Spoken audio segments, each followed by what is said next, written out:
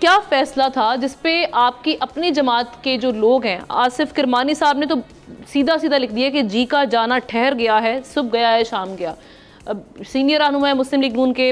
اس کے بعد مشاہد حسین سید صاحب آپ دیکھ رہے ہوں گے صبح سے ٹویٹر بھر چکا ہے، سب ہی بول رہے ہیں اس فیصلے کے حوالے سے. ضرورت آخر کیوں پیش آ رہی ہے؟ ہو کیا رہا ہے بیسکلی؟ حکومت کیا سیاسی طور پر ہار گئی ہے؟ کوئی آپشن نظر نہیں آ رہا؟ لیکن دو تین چیزیں ہیں. پہلی بات یہ کہ جب اپریل 2022 کو تحریک جامع اعتماد پیش کی گئی، وہ ایک آئینی تقاضے کے مطابق آئین کے تمام جو بھی تقاضے تھے ان پر عمل کرتے ہوئے وہ پیش کی گئی. جب فلور آف دا ہاؤس پر وزیر قانون، اس وقت کے وزیر قانون فواد چودھری نے آرٹیکل 5 پڑھا اور قاسم سوری صاحب نے بلا ایک لمحے کی کوئی تاخیر کے بغیر آرٹیکل 6 لگا دیا اور اس پر فیصلہ بھی سنا دیا کہ جناب وہ اس قرارداد اس کو اپنا تحریک عدم اعتماد کو مسترد کرتے ہیں، اور وہ اس کے بعد اٹھ کر چلے گئے تھے اور نیچے نام پڑھا گیا اسد قیصر صاحب کا، حالانکہ سوری صاحب خود بیٹھے ہوئے تھے.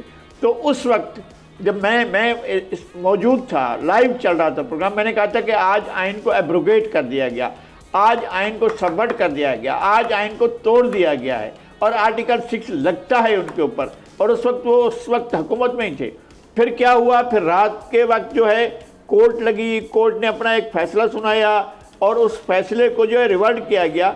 وہ صریحاً آئین کی خلاف ورزی، آئین پر حملہ تھا اور ایک آئین کے آرٹیکل کو بالکل ایسے اڑا دینا تھا، اور یہ طریقہ کار ٹھیک نہیں. اس وقت بنتا تھا کہ آرٹیکل 6 لگاتے، اور وہ بھی میں نے کہا تھا کہ جو افراد ذمہ دار ہیں ان کے خلاف لگنا چاہیے.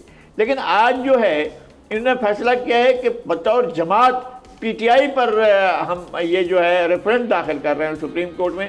میرے خیال میں ایک تو یہ کہ جو ماحول بنا ہوا ہے اور جس طرح سے سپریم کورٹ کا ماحول ہے، اس وقت اس کے نتیجے میں حکومت کو منہ کی کھانی پڑے گی. اس لیے کہ سپریم کورٹ اب جو ہے وہ جو فیصلے کر رہی ہے اس میں وہ آئین کو کم اور وہ آئین ایک نیا آئین تخلیق کر دیتی ہے اگر اس کو کوئی مشکل پیش آ رہی ہو. یہ 2022 میں بھی ہوا اور 2024 میں پچھلے دنوں جو فیصلہ ہوا تھا اس میں بھی ہم نے دیکھا آئین میں کہیں بھی نہیں لکھا ہوا ہے کہ آپ کسی کو 15 دن دیں کہ جناب 15 دن میں آپ اپنی لسٹ جمع کر سکتے ہیں، اور آپ ان کو یہ بھی لیوریج دیں کہ جناب جو وہ حلف نامہ داخل کر چکے ہیں کہ آپ جو ہے ایک پارٹی میں شامل ہو چکے ہیں، آپ اس فیصلے کو بھی ایک طرف رد کر کے اور پھر یہ آپ کہیں کہ جناب آپ کو 15 دن دیے جاتے ہیں. کسی قانون میں، کسی آئین کی کسی شک میں یہ موجود نہیں ہے کہ آپ کسی کو کہیں کہ 15 دنوں میں جا کر کسی جماعت میں شامل ہونے کا آپ اعلان کریں اور پھر شامل ہو جائیں. تو یہ ہوا ہے، اور ایسا جب سپریم کورٹ کا موڈ ایسا ہے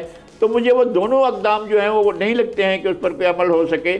ایک تو یہ کہ جو ریویو میں جا رہے ہیں تو ریویو سے انہیں کیا ملے گا، اور دوسری بات یہ کہ جب وہ جا رہے ہیں ایک پارٹی پر پابندی لگانے کے لیے، تو بذات خود میں اس بات کے حق میں نہیں ہوں کہ کسی پارٹی کے آپ خلاف جائیں اور اسے پابندی، اس لیے کہ اب تک جو پاکستان میں پارٹیوں پر پابندی لگائی گئی ہے اس کے نتائج کبھی بھی اچھے نہیں ہوئے اور ہمیشہ اس کے نقصان دہ اثرات ہوئے ہیں، ملک کو نقصان پہنچا ہے.